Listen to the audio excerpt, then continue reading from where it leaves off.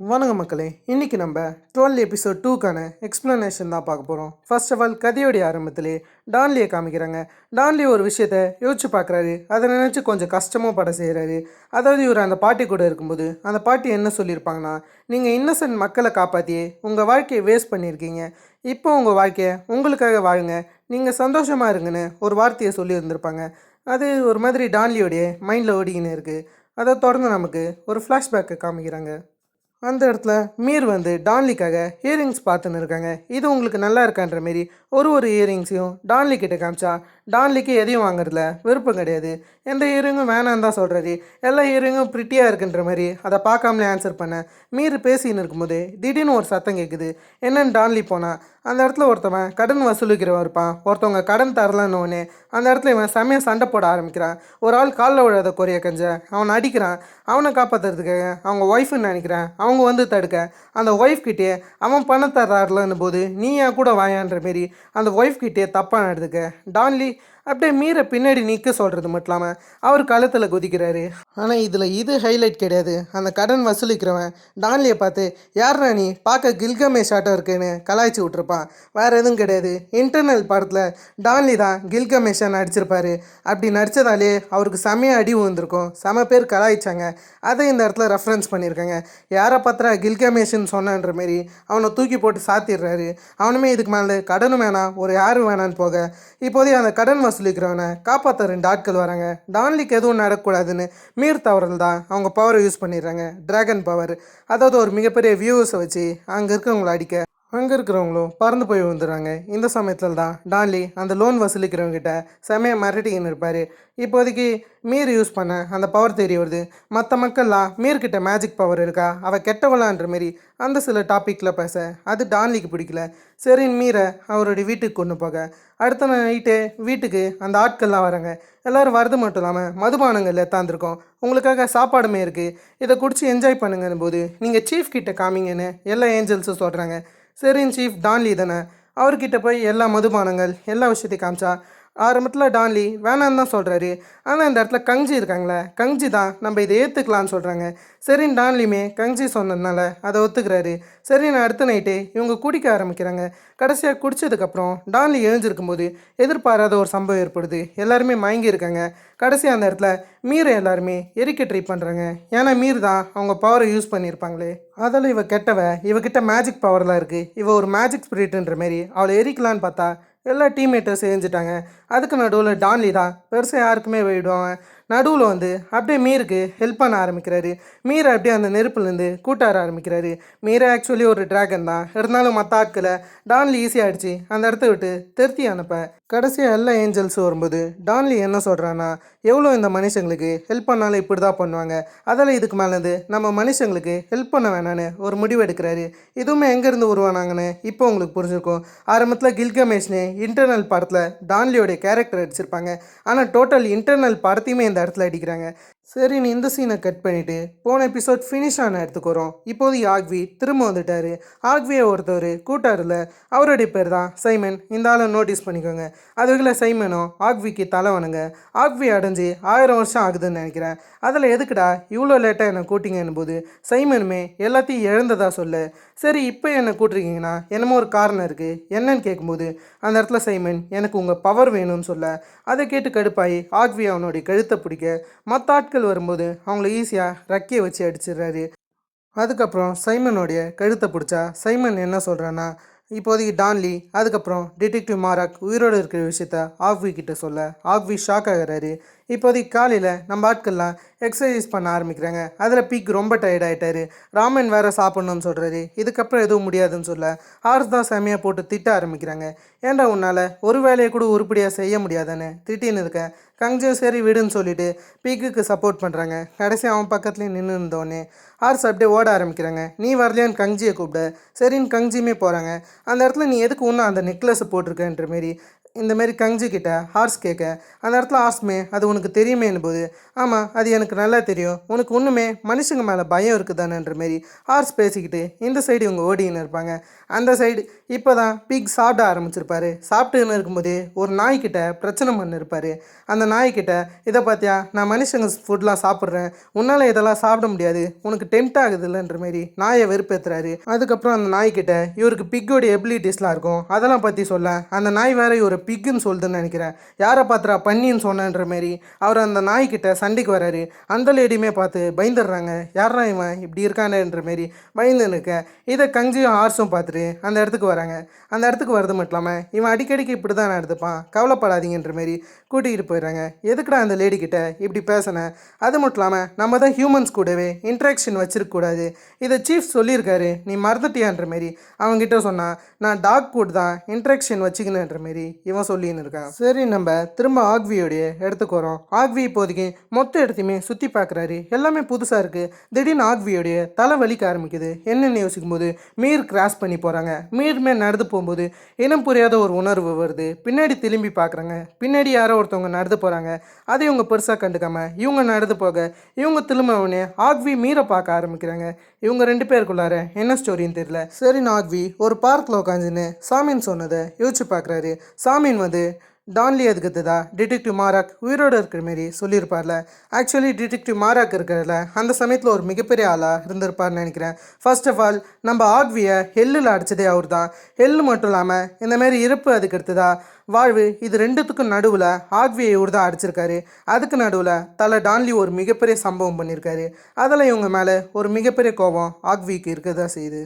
இந்த சைடு நம்ம ஆட்கள்லாம் பர்த்டே ஃபங்க்ஷன் கொண்டாடின்னு இருப்பாங்க. ஏன்னா இவங்க பிறந்த தேதி யாருக்குமே தெரியாது. அதால் சரின்னு இவங்க ஒரு பக்கம் கொண்டாடின்னு இருக்கேன். எங்கள் சீஃப்னு எல்லாருக்கும் கேள்வி எழும்புது. அதாவது சீஃப் இப்போதைக்கு தனியாக இருக்கணும்னு ஆசைப்பட்றாரா, அதுக்காக தான் இவங்க கூட வரலையா. இதெல்லாம் இவங்க பேசினும் போதே அந்த இடத்துல ஸ்னேக் இருப்பாங்களே, அவங்க ஐடென்டி கார்டை காமிக்கிறாங்க. அந்த ஐடி கார்டை பார்த்து எல்லாருமே சந்தோஷப்படுறாங்க. அந்த இடத்துல வான்சியாங்னு ஒருத்தர் இருக்கால, அவன் மட்டும் அந்த ஐடி கார்டை கலாய்க்கிறான். என்னம்மா நீ இதில் கண்ட்ரி போன் ஆட்டம் இருக்க, நீ சிட்டிக்கு எல்லாட்டும் ஃபோட்டோ எடு, முதல்ல ஃபோட்டோவை மாற்றுன்ற மாரி அவளை கலாய்க்க அவள் ஒரு மாதிரி வான்சியாங்க முறைக்கிறாரு. ஆக்சுவலி இந்த பொண்ணால் பேச முடியாதுன்னு நினைக்கிறேன். அதில் வான்சியாங்க முறைச்சி வான்சியாங்கிட்ட என்னமோன்னு சொல்ல அந்த பக்கத்துலேயே ஒருத்தர் இருப்பார், அவர் தான் டிரான்ஸ்லேட் பண்ணுறாரு.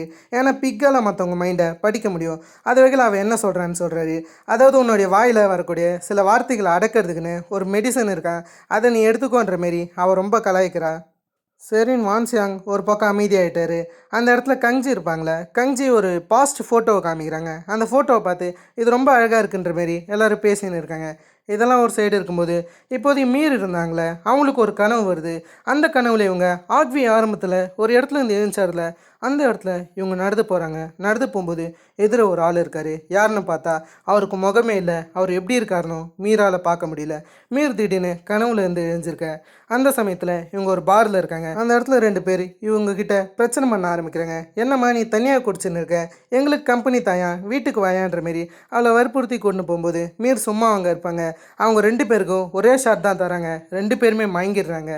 இதெல்லாம் ஒரு சைடு இருக்கும்போது ஆக்வி இந்த மொத்த சிட்டியுமே பார்த்துக்கிட்டு இருக்காரு.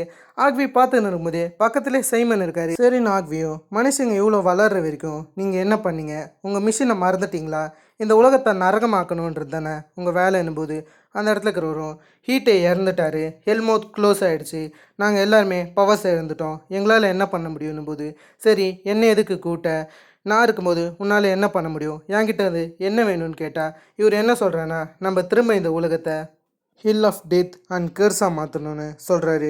அது மட்டும் இல்லாமல் அந்த ஏஞ்சல்ஸ்லாம் இப்போதைக்கு நார்மல் ஹியூமன்ஸாக தான் இருக்காங்க, எங்கேயும் பவரை யூஸ் பண்ணல. ஆனால் நான் உங்களுக்கு தேவையான பவரை தரேன்னும் போது அந்த இடத்துல ஆக்வியும் எப்படின்னு கேட்கும்போது இவர் என்ன சொல்கிறேன்னா எனக்கு நல்லாவே தெரியும் உங்களால் ஹீட்டோடைய எனர்ஜியை உணர முடியும்னு, அதை வச்சு தான் நம்ம எல்லாத்தையும் பண்ண போகிறோன்னு சொல்கிறாரு.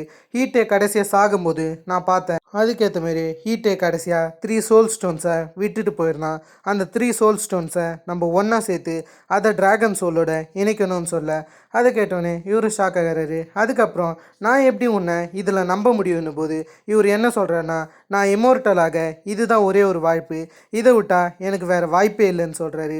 அதில் ஆக்வியும் இவரை நம்புற மாதிரி தெரியுது. ஆக்விக்கு ஓரளவுக்கு இந்த சாமியின் மேலே சந்தேகமாக தான் இருக்குது. அதில் ஆக்வி கடைசியாக என்ன சொல்கிறான்னா, ஒருவேளை நீ எதனாச்சும் அறிவு கட்டத்தனமாக பண்ணணும்னு யோசிச்சேன்னா அடுத்த நொடி நீயும் உன்னுடைய ஆட்களோ இருக்க மாட்டீங்க பாருங்கன்ற மாரி சொல்லிட்டு போகிறாங்க. அது மட்டும் இல்லாமல் இப்போதைக்கு இந்த ஈவில் ஸ்பிரிட்லாம் அந்த 3 சோல் ஸ்டோன்ஸை டிராகன் சோலோட ஆட் பண்ணலான்னு இருக்காங்க. டிராகன் சோல் வேறு யாரும் கிடையாது, மீர் தான்.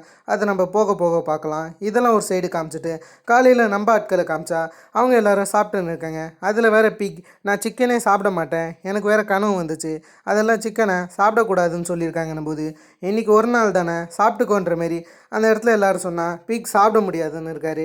சரின்னு ஹார்ஸும் கொஞ்சம் கடுப்பாக இருக்காங்க. ஹார்ஸ் சீஃப் எங்கன்ற மாரி ராட் கிட்ட கேட்டால் ராட் என்ன சொல்கிறான்னா, சீஃப் வந்து கார் ஓனரை பார்க்க போயிருக்காராம், அதுவும் பணத்தை கலெக்ட் பண்ண. அதை கேட்டோன்னே ஹார்ஸ், அவர் ஏன் என்ன கூட்டின்னு போகல, நான் ஈஸியாக பணத்தை கலெக்ட் பண்ணியிருப்பேனே, எல்லாரையும் நானே அடித்து துவைச்சி காய போட்டிருப்பேனே. இவங்க சொல்லும்போது டான்லியும் அந்த வேலையை தான் பார்த்துருக்காரு. கடைசியாக தேவையான பணத்தெல்லாம் கலெக்ட் பண்ணிக்கினாரு. அந்த இடத்துல இருக்கிறவனும் எப்படினாச்சும் போயிட்டு வாங்கன்ற மாதிரி அந்த இடத்துல டான்லி வழி அனுப்பிவிட, டான்லி கடைசியாக காரில் உட்காந்ததுக்கப்புறம் எல்லா பணத்தையும் பார்த்துட்டு மெடிசன் எடுக்கலான்னு பார்த்தா தீந்து போயிடுச்சு. அதில் ஒரு டாக்டருக்கு கால் பண்ணிட்டு என்னுடைய உடல்நிலை சரியா இல்லை, நான் இப்போ அங்கே தான் வரேன்னு போது அவருமே வராரு. வந்தோடனே டாக்டர் ஏகப்பட்ட விஷயங்களை டான்லி கிட்ட பேசலான்னு இருக்காரு. டான்லியோட உடல்நிலையை பற்றி பேசினா அதை பற்றி பேச டான்லிக்கு விருப்பம் கிடையாது. அதில் டான்லி சிம்பிளாக பணத்தை வைக்கிறது மட்டும் இல்லாமல் முதல்ல எனக்கு மெடிசன் தாடான்னு அதே இடத்துலையே படுத்து தூங்கிறாரு. அப்படியே இந்த சீனை கட் பண்ணிட்டு நமக்கு ஈவில் ஸ்பிரிட்டை காமிச்சா பின்னாடி இருக்கிற 2 ஈவில் ஸ்பிரிட் என்ன கேட்குறாங்கன்னா, நம்மளால் ஆக்வியை நம்ப முடியுமான்னு கேட்க சாமின் என்ன சொல்கிறேன்னா, அதை தவிர நமக்கு வேறு வழி கிடையாது, அவரை நம்பி தான் தரணுன்ற மாதிரி கடைசியாக பேசின சில விஷயங்களை வச்சுன்னு இதை தவிர வேறு வழி இல்லைன்ற மாரி மற்ற ஆட்களை இந்தமாரி கண்ணெல்லாம் பிளாக்காக மாற்றி பூமிக்கு அனுப்புகிறாரு. எனக்கு தெரிஞ்சவங்க அண்டர் வேர்ல்டில் இருக்காங்கன்னு நினைக்கிறேன், சம்திங் நரகம் மாரி. அந்த இடத்துலேருந்து எல்லாருமே பூமிக்கு போகிற மாரி காமிக்கிறாங்க. எல்லாருடைய கண்ணுமே பிளாக்காக மாறி அப்படி இவங்க ஒரு மாதிரி பூமிக்கு போகிறாங்க. இதே சமயத்தில் எல்லா ஏஞ்சல்ஸோடைய லாக்கெட்டுமே ஜொலிக்க ஆரம்பிக்குது. முக்கியமாக டிடெக்டிவ் மாரக் தான் ரொம்ப பயப்படுறாரு மீரை நினச்சி. அதில் மீருக்கு கால் பண்ணால் மீரை அந்த காலை எடுக்க கிடையாது. இன்னொரு சைட் கஞ்சி அந்த ஈவில் ஸ்பிரிட்லாம் எங்கே போகிறாங்கன்றத அவங்க பவரை யூஸ் பண்ணி பார்க்குறாங்க. அவங்க எங்கே இருக்காங்கன்ற விஷயம் இப்போதைக்கு கஞ்சிக்கு தெரிஞ்சிச்சு.